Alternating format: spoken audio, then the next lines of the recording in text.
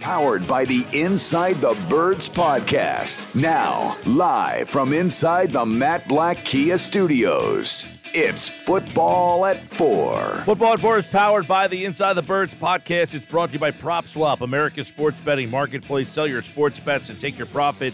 Find out how. Go to PropSwap.com or download the PropSwap app today.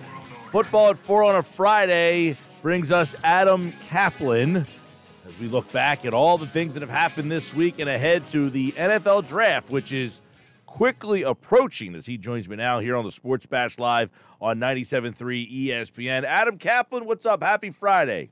Happy Friday to you, Mike. And I don't know if I told you this here in the NWO music. Did I tell you who I met at the NFL owners meetings 2 weeks ago? You did not. Tony Schiavone. How about it? I did see his picture being bantied around down there. People taking pictures with him. Talk with him. It was great. We exchanged some notes, exchanged numbers. We texted a little bit. Really good dude. And it's really obviously the highlight of the week here, considering I like wrestling, as I did back then. Don't really watch it much now, but it was really cool. Yeah, I did. Alex Marvez and I are good friends, and they work together in AEW, so that's why Tony was there. It was great to see him, though, and I hope you see him down the road, but it was pretty cool. He did some baseball play-by-play, right? Oh, that's right. Yeah, he did. In fact, we talked about his career. That's how he got the job. He started minor league baseball, calling the AAA affiliate Charlotte team. That's where he's from. In his early 20s, and then obviously he worked for Crockett in the mid 80s and through his 20s, and he was with the WWF for 1 year. He liked it though. I got that cleared up because I always wondered what happened. He just his wife they wanted to move back home, sort of near home down south, and it was just really cool, though, to talk to him and talk old-school wrestling, and I told him about my stories of WCW and then all that stuff nearly 30 years ago. Wow. You know what else was 30 years ago? The 30th anniversary today. It's the 30th opening day for Camden Yards. How about that one? Wow. It's funny. This is interesting you say it. I didn't know that. Wow. Really, 92, 92 was the opening day, wow. First opening day for Camden Yards. So the second or third year, I had a 10-game Sunday night plan for Camden Yards. I haven't been there in I don't know how long, probably 20-some-odd years, but I loved it, and from where I live, it's only about 90 minutes or so, so it's great. When I was a meat eater, going to Boog's dugout was great, back in right field, wherever it was. All right, let's get into the topic at hand here. On Monday, there was a huge trade. I would say huge. Would you classify that as a huge trade, by the way? Yeah.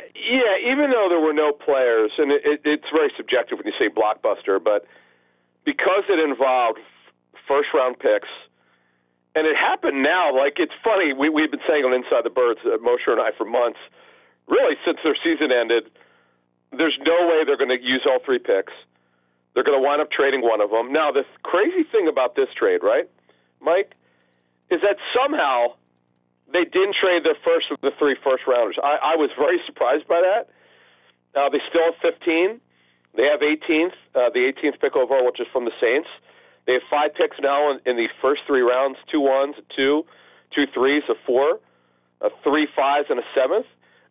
We'll get into what it means and what they can do and all that, because I know that's really the question fans have now. What's next? But man, yeah, it did. It was kind of cool because I thought this would happen closer to the draft or during the draft. I was not expecting it. Now that was kind of the cool surprise. By the way, some news just coming in. Former Eagles safety Rodney McLeod is signing with the Colts, so I guess that closes the door on them possibly waiting to bring him back, which kind of insinuates some draft conversation here, how important safety is, or do they look, I know Tyrann Mathieu's name has been, you think they'll go free agency for safety, or do you think that's a spot in the draft they're going to target? A couple things. Mathieu did some media interviews, and he's made it clear he wants a multi-year deal. So just the way the Eagles are going about this thing, I don't see it. He's turning 30 very, very soon. What they did, it's funny, McLeod, in 2016, they signed him to a long deal that turned out to be a home run. In 2014, they signed Malcolm Jenkins to a long deal. That was a home run. But those guys were early in their career, not where Rodney is now. As soon as they brought back Anthony Harris, and kind of what we've known, we were not expecting McLeod to return, and we'll see what kind of role that Rodney has with the Colts, but the fact of the matter is, when you look at it, they got apps who they like. They've got all these draft picks, although I don't see them keeping all 10. I really don't. We'll talk more closer to the draft what we think they might do. But safety, look, I know Mosher wants a safety. He's been asking for it for years. Jeff actually, I think he said, now I have to get this right. I don't remember where he said he'd retire or not. But if they draft a safety in the first round, I know Jeff would pull his hair out. He would actually be happy because he's been calling for it. I think second round's more like it. And by the way, we just dropped our shows this week, both on Pod and YouTube, with Greg Cosell from NFL Films. So we break down the safety group and the cornerback group. And next week, we will drop D tackles and defensive ends. All right, Adam, let's go back to the trade and kind of break down why make the trade. I mean, it seems to me for the Philadelphia Eagles, I have said all week, I can't figure out what the Saints are thinking, but why is this trade made and when it's made? As you said, I think we all thought that Howie would try to get a pick next year, but they do it They do it about a month before the draft. So why make this trade? Yeah, it's interesting. So my understanding is it wasn't just the Saints who were looking to get an extra pick, which they were. The Eagles have been looking for a team that they can match up with. And, Mike, what they're called, this time of year we have what are called trade calls, where all 32 teams talk with each other, and they run ideas by each other. Now part of it is, hey, we're on the clock. If our guy's gone, we may want to trade out. Let's talk about what you might want to do. The Eagles we had reported, I'm going to say 2 or 3 days before the draft, that the Panthers and Eagles were in heavy discussions. But the Panthers, because they wanted J.C. Horn, made a decision that they were not going to risk trading out, and they got Horn. That was their number one guy on their board coming into the draft, and they got him there. But this is what happens now. So Mickey Loomis and Howie Roseman have done business together before. In terms of knowing each other, they've both been in the league many, many years. And the Saints, by the way, the Saints have two major needs, and the Eagles don't. The Eagles don't look at quarterback this year being that need, that they're going to go with Jalen Hurts. That's what we've been saying on Inside the Birds. We've made it clear if they didn't get Watson or Wilson, it would be Hurts, and it's going to be Hurts. It does not preclude them, though, folks, from drafting a quarterback later for the so-called quarterback factory here in Philly. So they got this deal done, and as you said, Mike, they've got a future 1, a future 2, and a future 3. They did very well. But what I wondered, Mike, is why didn't the Saints – I mean, I'm sure they did talk to most teams, but being that I do believe, and that's really the belief around the league, that the Eagles got the better end of it, why not continue to try to work the trade lines and maybe wait a little bit and see if you can get a better deal? But they thought this is the best deal they can get. But, again, the Eagles somehow are picking ahead of them in the first round. Yeah, crazy. And as you said, the Saints feel – I saw something earlier about this, that the Saints, the quarterback situation last year, they lost Winston. They played 5 different quarterbacks and still won 9 games. And people are looking at this team as if they're going to be, in the top 10 of the draft. Do you feel that the Saints are a team that is not going to be, a good team this year? Because I think a lot of people are looking at, that Saint team's not going to be very good. They did win 9 games last year with a revolving door at quarterback. It's so funny you mentioned that, because I remember talking to some teams in the past when they make a trade like this, and they go, you know what, we're trading with the right team. They won't be very good. When the Raiders traded Khalil Mack in 2018, they really thought the Bears would be bad, and who knew that they'd be as good as they were. They'd make the playoffs, and obviously they played the Eagles that year, the double doink game. You just don't know sometimes. It's really crazy. Yeah, so Jameis Winston, almost certainly by contract structure, making over $15 million this season, is going to be their quarterback. Doesn't mean they won't trade for a quarterback. And then the other thing for the Saints is they have now 2 first-round picks like the Eagles. Do they try to trade up? They need a left tackle in the worst way. They don't have one. And to get that left tackle, they won't be able to get one, I'm told, where they're at. They got to get inside the top 10. So maybe that's what they try to do is trade up. All right, Adam Caplan, InsideTheBirds.com, the Inside the Birds podcast, new one dropped. Take a listen to that with Greg Cosell. Pre-draft visits. Some of these names are interesting. Thibodeau, he was a guy that was thought to be the number 1 overall pick in the draft. Sauce Gardner, clearly a top 10 pick, you would think. And as you said, possibly a quarterback. They met with Matt Corral. So why these three guys? Is that trade-up material, you would imagine? Well, Matt Corral, you wouldn't have to trade up for, I don't think. Kenny Pickett has been the guy, I was told back in January, to be the first quarterback off the board. Sure, things can change. It's not a very good group overall. We know that. So things could change up. But when you look at Sauce Gardner, they will not be anywhere close to getting him. They would have to trade up. Now, the Eagles have a lot of ammunition.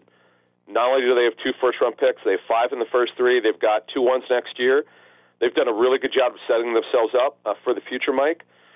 And in the end, now Derek Stingley, the corner from LSU, is going to go somewhere most likely around where the Eagles pick or a little bit before them.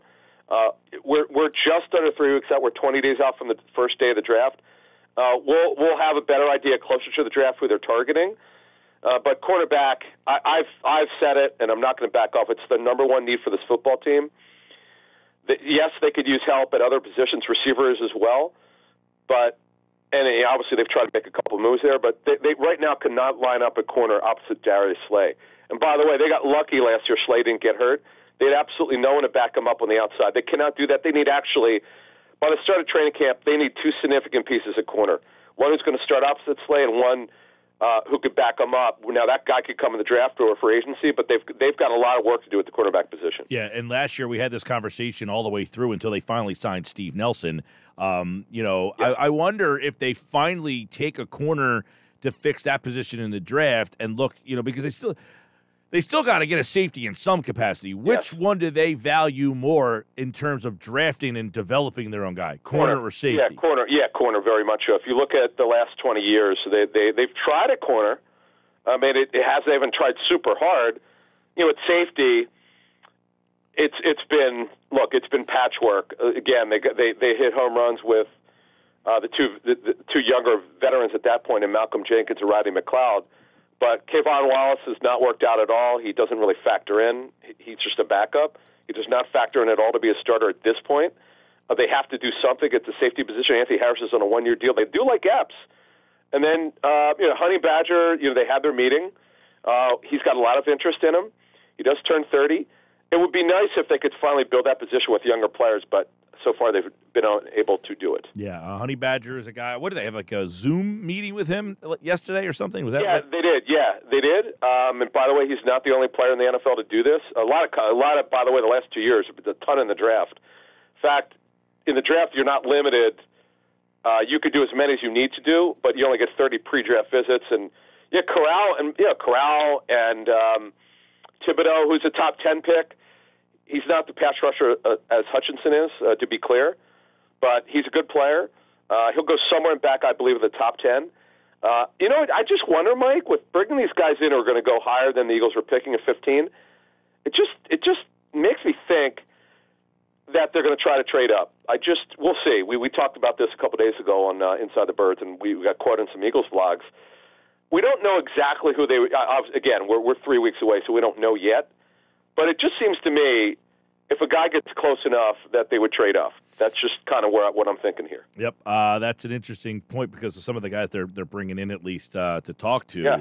I would, before we run it down to a couple other things, Ojabo has the Achilles. If he was in the second round, if he fell to 51, would they be inclined to take him much like they did Sidney Jones, or have they kind of learned their lesson from that? No, but see, here's the thing with Sidney Jones. You got to understand with Sidney Jones. This is a completely different situation. Yes, they both suffered torn Achilles, full tears, but Sidney Jones had issues with competing and lost his confidence.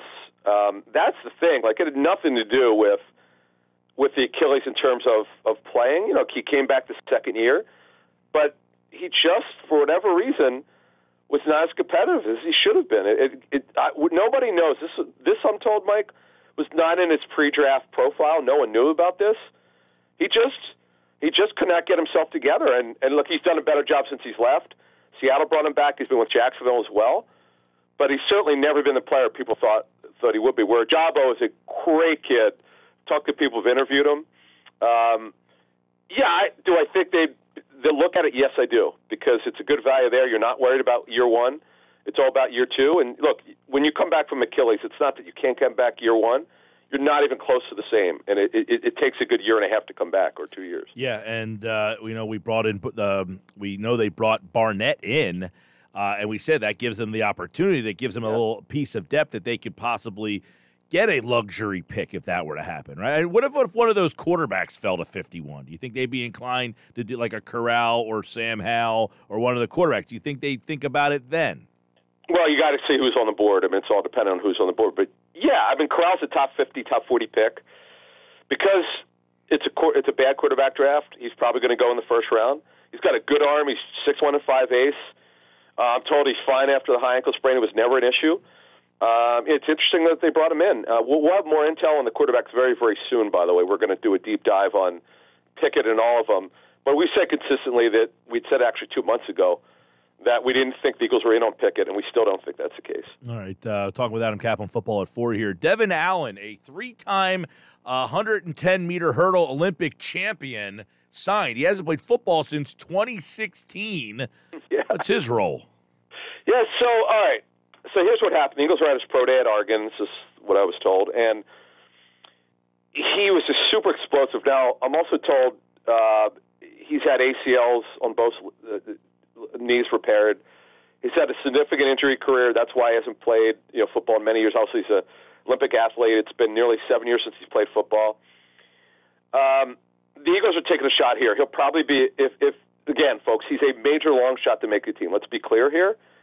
They're taking a shot here. It's a 1-year deal minimum. It's just the guy's explosive. His workout was so good. Here's a very quick story. Many, many years ago, remember Chad Hall is now the Bills receivers coach? Mm-hmm. Chad Hall went to Air Force. His workout was so good back at his pro day at Air Force. I think he had a combined workout, but his workout was so good that he was not even on the Eagles' radar. His workout was so good. Whoever the scout was then called the Eagles front office and said, we got to bring this guy in, and they wound up signing him. It's kind of like the same thing. The guy's workout was so good. They went back and watched, and I guess I don't know who the agent is, but they dealt with it.